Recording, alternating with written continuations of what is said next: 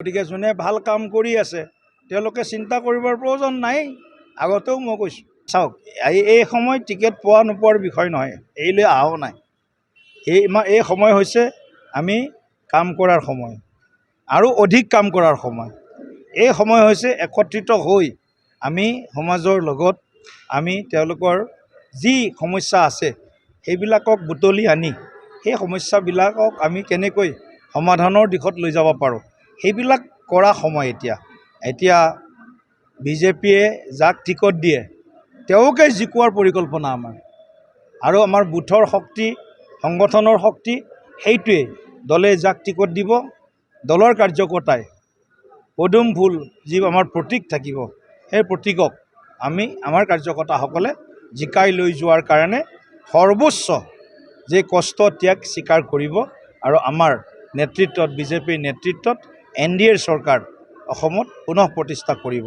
26ৰ যি প্ৰস্তুতি, এই প্ৰস্তুতি ৰাজ্যজুৰি বিভিন্ন বুথ বিভিন্ন মণ্ডল জিলাত আমি তীব্ৰতৰ কৰিছোঁৱে, আৰু সাংগঠনিকভাৱে আমাৰ যি বুথৰ শক্তি আৰু জনতাৰ লগত ভোটদাতা ৰাইজৰ লগত আমাৰ যি সম্পৰ্ক, লগতে কেন্দ্ৰ ৰাজ্য চৰকাৰৰ বিভিন্ন জনকল্যাণমুখী যি আঁচনি, এই আঁচনিৰ লাভ যাতে আৰু অধিক আমি ৰাইজক দিব পাৰোঁ, আৰু এই আঁচনিৰ পৰা যাতে অধিকাধিক ৰাইজ উপকৃত হয়, সেই গোটেই কথাবিলাক আমি বিস্তৃতভাৱে আমাৰ প্ৰতিখন সভাত আলোচনা কৰিছোঁ। আৰু আমি সকলোৱে সংকল্প লৈছোঁৱে যে আমি 26ত আমি ভাৰতীয় জনতা পাৰ্টীৰ নেতৃত্বত বিধানসভা নিৰ্বাচনত আমি ৰাইজৰ আশীৰ্বাদ বিচৰাৰ লগতে ৰাইজৰ সমৰ্থন সহযোগিতাত আমি পুনৰবাৰ আমি চৰকাৰ প্ৰচণ্ড বহুমতেৰে আমি গঠন কৰিবৰ কাৰণে সক্ষম হ'ম। আৰু এই ক্ষেত্ৰত আমি যিখিনি কাম কৰিছোঁ বিগত প্ৰায় 10 বছৰ বুলি ক'লেও ভুল নহ'ব দিয়ক, 9.5 বছৰ হ'ল ৰাজ্য চৰকাৰৰ সৰ্বানন্দ সোণোৱাল ডাঙৰীয়াৰ নেতৃত্বৰ পৰা আৰম্ভ কৰি ডক্টৰ হিমন্ত বিশ্ব শৰ্মা ডাঙৰীয়াৰ নেতৃত্বলৈকে, আৰু কেন্দ্ৰত শ্ৰদ্ধেয় নৰেন্দ্ৰ মোদী ডাঙৰীয়াৰ যি চৰকাৰ।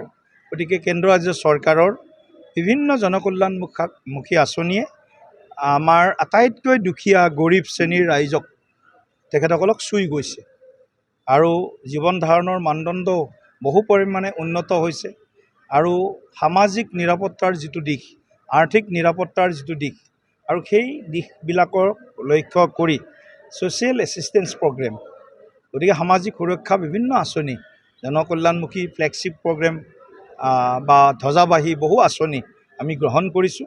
সেই আঁচনিৰ লাভ আমাৰ যুৱক যুৱতীসকলে পাইছে, মহিলাসকলে পাইছে, দুখীয়া দুৰ্বল শ্ৰেণীটোৱে পাইছে, আমাৰ দিব্যাংগসকলে পাইছে, কৃষকসকলে পাইছে, বিভিন্ন স্তৰৰ দুৰ্বল শ্ৰেণীৰ লোকসকলে পাইছে। আৰু সেইকাৰণে আমি আমাৰ এই যি 26ৰ যি আমাৰ ৰণনীতি হ'ব, আকৌ আমি উন্নয়নৰ ৰাজনীতিৰে আমি অসমত আমাৰ ধাৰাটোক যাতে আৰু অধিক শক্তিশালী কৰিব পাৰোঁ, আৰু এই উন্নয়নৰ ৰাজনীতিৰে আমি আই অসমী মা ভাৰতীক যাতে আমি সেৱা কৰিব পাৰোঁ, সেইটোৱে আমাৰ কাৰ্যকৰ্তাসকলৰ যি সংকল্প বা মনৰ আশা, সেই আশাটোকে আমি আকৌ আগবঢ়াই লৈ যোৱাৰ কাৰণে সাজু হৈছোঁ। যিকোনো খবৰৰ বাবে যোগাযোগ কৰক 7099017330 লগতে 7099017110 নম্বৰত।